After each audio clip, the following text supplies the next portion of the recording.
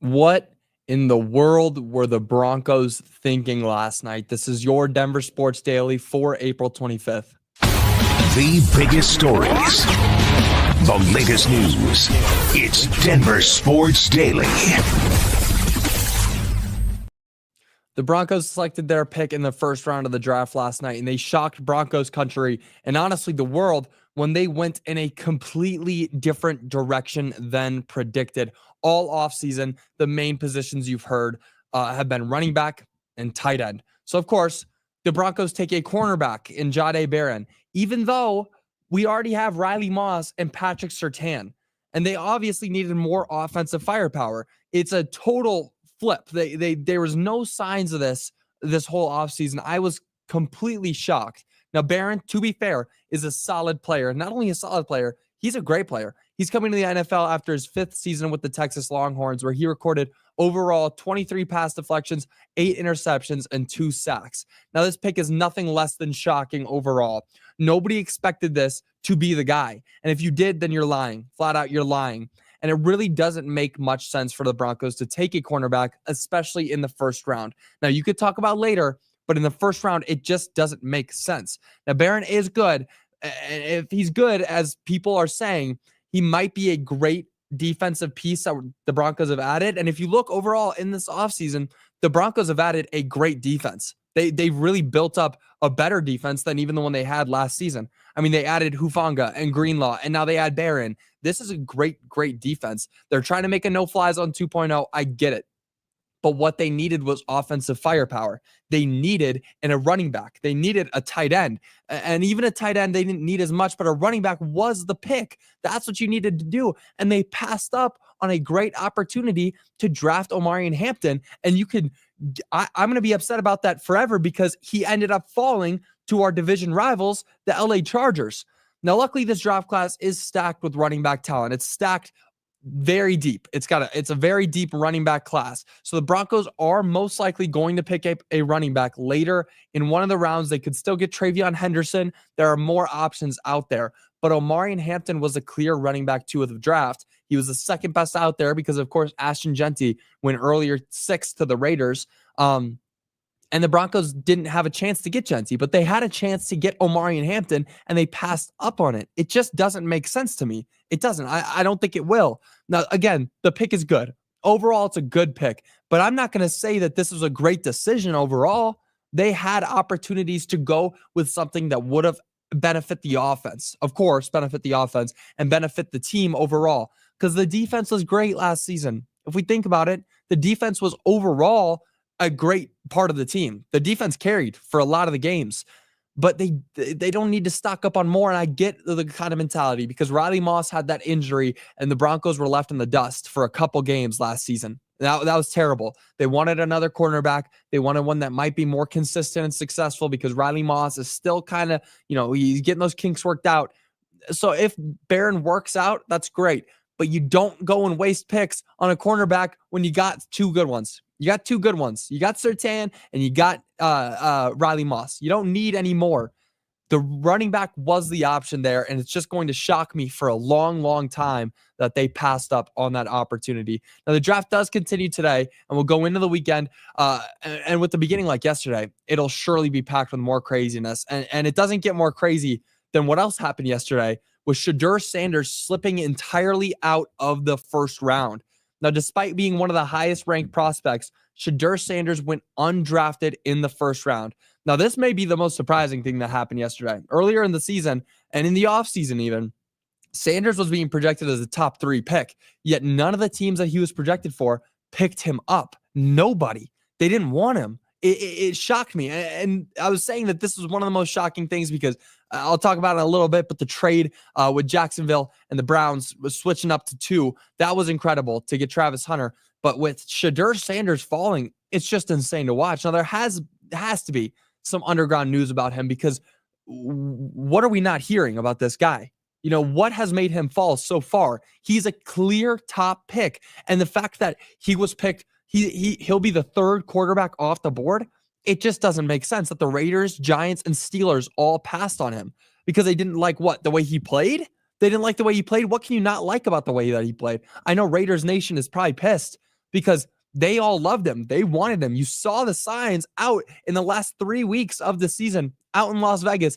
People were carrying tank for Shedeur signs, and now they didn't even take him in the first round. He falls to the second round.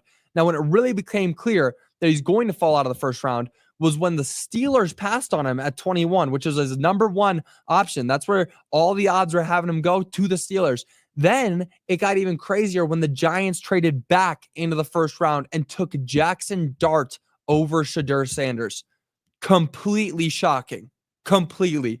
Now, he could very well be picked up by the Browns with the first pick of the second round today. And if they don't take him with the 33rd pick, they would be crazy not to take him with the 36th pick that they have right after that. And if somehow the Browns pass on him twice, there's no way that he slips past Las Vegas at 37. So for the Broncos' sake, as Broncos country, we need the Browns to take him. Can you imagine the problems an offense with Ashton Genty and Shadur Sanders would pose for the Broncos next season? You know, you talk about the two running backs that got taken yesterday. They went to the Raiders and the Chargers, and those are great running backs. The Broncos are going to have a hard time stopping the ground game in the division, because that worst case scenario is that Shadur Sanders falls to the Raiders and he just balls out, because he will. Shadur Sanders is incredible, and he should have been taken. I had him going in the top 10. I thought he should have. You know, when the Saints passed on him at 9, crazy. Then the Steelers, then the Giants again. It's just insane that he slipped all the way out. And it's really unfortunate for him. But this is the kind of stuff, pressure makes diamonds. You know, it's not going to be bad for him. He knows where he's got to go. He knows what he has to do. Tom Brady wasn't taken until the 6th round. He knows that he can still be a baller. So it's really going to be a lot of fun to see who ends up taking him and what his response to that, because, you know, he's just a brand at this point. That guy's going to get all this media attention when he finally gets picked. Now, moving on, the Nuggets suffered one of their worst postseason losses last night, losing to the Clippers 117-83. Despite Nikola Jokic putting up his 20th career playoff triple-double, the Nuggets were blown out by the Clippers in Game 3. The Nuggets dug themselves in a pretty deep hole that they are going to need to climb out of if they don't want to go down 3-1, because right now they're down 2-1. Now, the Clippers offense completely dismantled the Nuggets last night. They were shooting the lights out, and the Nuggets looked like they just couldn't keep up. The Nuggets offense was tired. They tired out Jamal Murray, and what I really thought was interesting how they were picking up Jamal Murray full court. They were guarding him all the way. They were tiring him out. And you know what that reminded me of was Minnesota last season. They were taking on Jamal Murray every time he got the ball from full 90. They played the full 90 feet, and they were guarding him. They were tiring him out.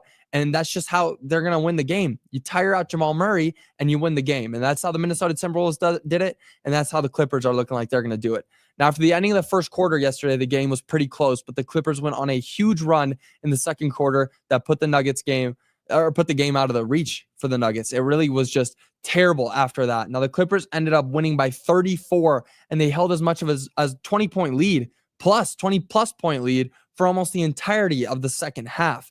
Just completely took over, especially in the second half. And you could see it right at the beginning of the second quarter that the Nuggets were just tired and they weren't going to win this game. Now, these teams do play again tomorrow in what's now a must-win game. Sure, last time the Clippers and the Nuggets met in the postseason, Denver came back from being down 3-1. But I'm not going to bring that up because this LA team is different now, and they look like they're ready to kill the Nuggets in 5 games. It's definitely going to be interesting to see how they play tomorrow. Now, I do want to read some of your comments because I bet you guys got a lot of thoughts about that pick yesterday. I don't mind the cornerback pick, especially after that Cleveland game when Riley Moss was out. Yeah, no, so that's what I was just saying. With Riley Moss being out, I get it. But saying I don't mind the pick, I do mind the pick. They should have taken Omari and Hampton, and I just don't get it. You know, Barron's a great player. He's going to be good in the league, but take the best position available. And the best position available for the Broncos in that moment was Omari and Hampton. But I definitely could see what you mean there. You know, it was a good pick, but I just don't like it. And this is kind of the same thing. It was a good pick, even though I was shocked. Yeah. Yep.